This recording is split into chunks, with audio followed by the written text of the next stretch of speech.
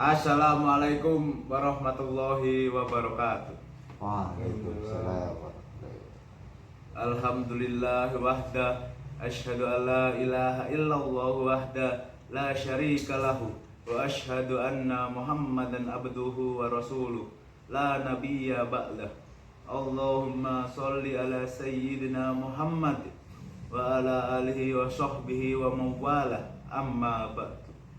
Faya ibadallah, usikum wa iya bitaqwallahi. Qala Allah Ta'ala, ya ayyuhalladzina amanu taqullaha haqqa tuqatih wa la tamutunna illa wa antum muslimun.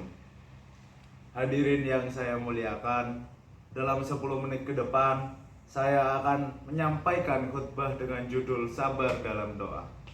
Sebagai pijakan, saya sampaikan surat Maryam ayat 1-4 yang artinya Kaf ha ya ain shod. Penjelasan tentang rahmat Tuhanmu kepada hambanya Zakaria, yaitu tatkala ia berdoa kepada Tuhannya dengan suara yang lembut. Ia Zakaria berkata, "Wahai Tuhanku, sungguh tulangku telah lemah dan kepalaku bersinar dengan uban. Dan aku belum pernah kecewa dalam berdoa kepadamu, wahai Tuhanku." Quran Surat Maryam. Ayat-ayat ini bercerita tentang doa Nabi Zakaria alaihissalam, salah satu nabi dari Bani Israel. Ayat ini dimulai dengan Kaf, Ha, Ya, Ain, Shod, yaitu kumpulan huruf yang tidak punya arti, hanya Allah yang mengetahui artinya. Tapi menurut Abdullah bin Mas'ud radhiyallahu an, 4 huruf itu adalah singkatan dari nama-nama Allah, yaitu Kaf Al-Malik Maharaja, Ha Allah Ya Al-Aziz Maha Perkasa, dan Shod Al-Musawwir Maha Pemberi Rupa. Ibnu Abbas radhiyallahu an juga mengatakan yang hampir sama. 4 huruf itu adalah singkatan dari nama-nama Allah, yaitu Al-Kabir Maha Besar, Al-Hadi Maha Pemberi Petunjuk, Al-Aziz Maha Perkasa, dan As-Shodiq Maha Benar. Ayat ini secara tidak langsung mengajarkan cara berdoa, yaitu menyebut nama-nama Allah sebelum berdoa. Nabi Zakaria alaihissalam gelisah sebab usia sudah memasuki 120 tahun dan istrinya Elizabeth 98 tahun, tapi belum dikaruniai seorang anak. Tulang-tulangnya telah rapuh, rambutnya memutih total, dan istrinya juga mandul. Zakaria berdoa dengan suara yang lembut, memohon kepada Allah agar diberi keturunan laki-laki penerus risalah kenabian, sebab dalam keluarga besarnya tak ada yang pantas menjadi penerus. Mengapa ia berdoa dengan suara lembut? Sebab etika berdoa memang demikian. Suara lembut juga dimaksudkan agar tidak ditertawai orang. Tidaklah pantas lansia 120 tahun dengan istri mandul setua itu untuk meminta keturunan. Zakaria tetap berdoa sebab ia terinspirasi keajaiban Maryam yang diasuhnya bisa melahirkan anak tanpa suami. Maryam bisa melahirkan anak dengan kun fayakun Allah tanpa seorang suami. Zakaria bersumpah tak pernah dan tak akan kecewa dengan apapun tanpa seorang suami. Jawaban Allah atas doa-doanya, sebab Zakaria adalah seorang hamba, dan hamba hanya boleh memohon, tidak boleh memaksa. Seorang hamba harus tunduk kepada kehendak Allah, bukan sebaliknya, menundukkan Allah dengan kehendaknya. Hadirin, bersabarlah dalam menunggu jawaban doa. Nabi Zakaria baru diberi keturunan setelah melewati usia 120 tahun. Nabi Musa alaihissalam juga terus berdoa tanpa henti untuk kehancuran Fir'aun.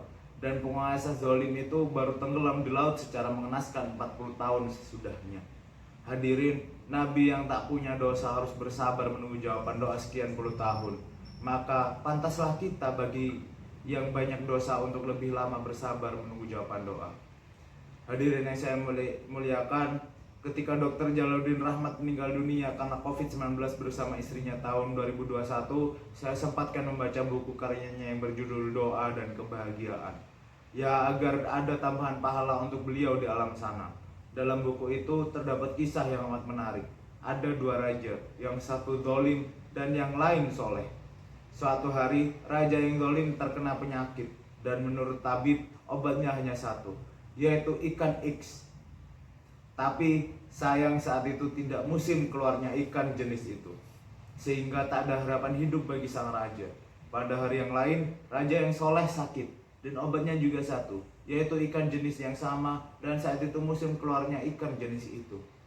Ternyata raja yang zalim sembuh, sebab Allah menyuruh malaikat untuk menggiring ikan itu keluar, walaupun di luar musimnya. Sedangkan raja yang saleh meninggal dunia, sebab saat itu Allah menyuruh malaikat agar menggiring ikan jenis itu kembali ke sarangnya. Malaikat di langit geger. Mengapa raja zalim justru doanya terkabul, sedangkan doa raja yang soleh tidak terkabul? Ada jawaban dari Allah. Raja yang zalim memiliki sedikit kebaikan, maka Allah memberi kesembuhan sebagai bonus atas kebaikannya itu, sehingga ketika mati kelak sudah tinggal dosanya yang dibawa. Sebaliknya kebaikannya itu sehingga ketika mati kelak sudah tinggal dosanya yang dibawa. Sebaliknya raja yang soleh punya sedikit dosa, maka Allah memberi musibah. Doanya tak terkabul dan meninggal dunia agar dosanya habis. Dan ketika meninggal, ia hanya membawa kebaikan tanpa dosa sama sekali. Hadirin, bisa juga orang yang banyak berdosa segera dikabulkan doanya, sebab Allah tidak senang mendengar rintihannya. Sedangkan untuk orang yang saleh, Allah tidak mengabulkan doanya agar terus berdoa, sebab Allah amat senang mendengar suara orang yang dicintainya.